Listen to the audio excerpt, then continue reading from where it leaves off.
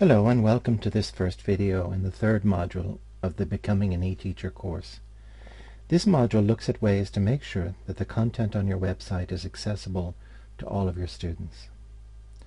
The first part of this module introduces the concept of accessibility in the context of computer technologies. It explains the different dimensions of accessibility and provides an overview of other parts of this module. If you are watching this video on YouTube, you can see the entire course with all supporting documents, free of charge, at the web address below.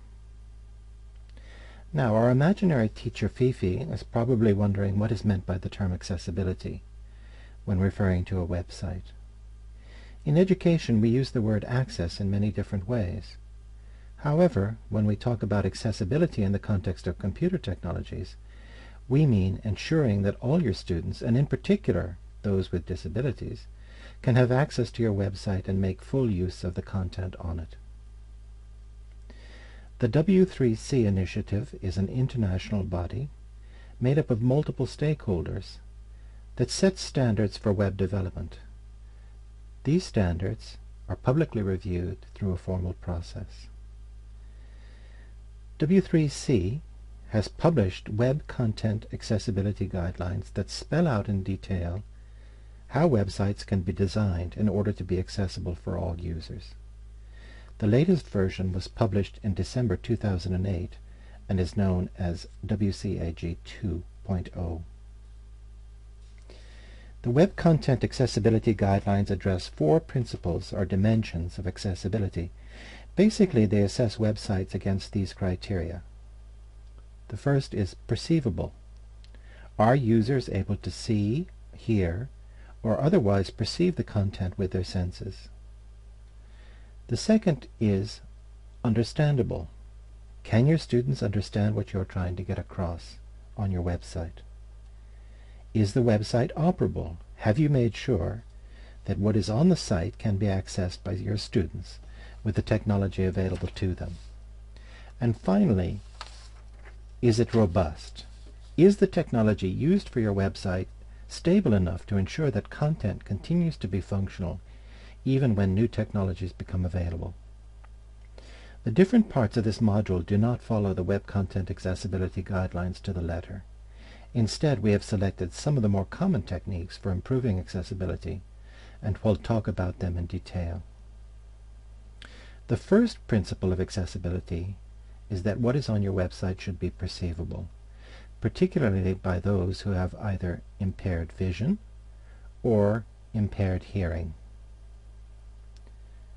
Web content can be made more perceivable by increasing the size of text or other images, by adjusting the display settings on a student's web browser or operating system, by ensuring that there is sufficient contrast between the text and its background, by employing one of a number of different technologies that can assist students with impaired senses, or by building in text alternatives for audio, video, and other non-text content included on your site.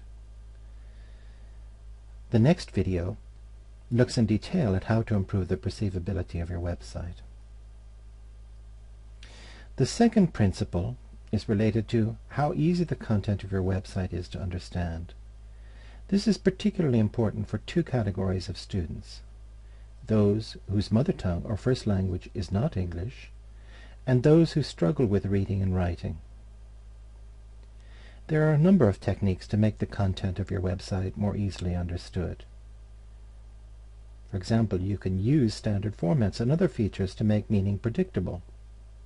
You can make use of audio and video material to provide an alternative to text.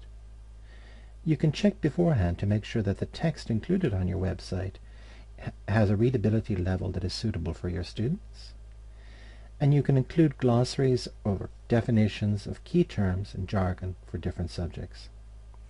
These techniques will be discussed in greater detail in Part 3 of this module. The third dimension of accessibility is that your website should be operable. The Web Content Accessibility Guidelines define operability in a rather specific and technical way. However, the underlying principle is that your site should be designed in such a way that all potential users can access it with technology available to them.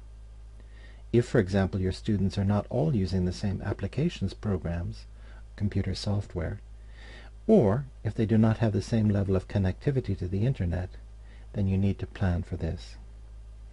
In the fourth part of this module, we will be looking at two techniques for ensuring operability, including using non-proprietary software to prepare and upload content, and providing downloadable alternatives for all of the content on your website. The final dimension of accessibility relates to the robustness of the technology used for your website. This is a fairly technical subject that is beyond the scope of this course, but the underlying principle is that your website needs to be designed in such a way as to maximize its compatibility, not only with existing technologies, but also for new technologies as they become available in future. Ensuring compatibility is particularly important to support the development of new and more efficient assistive technologies for those with disabilities.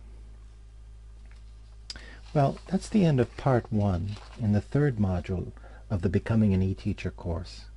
We hope that you found this short video on accessibility interesting and informative. In the next part, you can learn how to increase the text size in your web browser and a number of other techniques to make content more perceivable for students who are visually impaired or have hearing difficulties. If you are watching this video on YouTube and want to see the entire course with all supporting documents, it can be accessed free of charge at the URL shown at the bottom of your screen.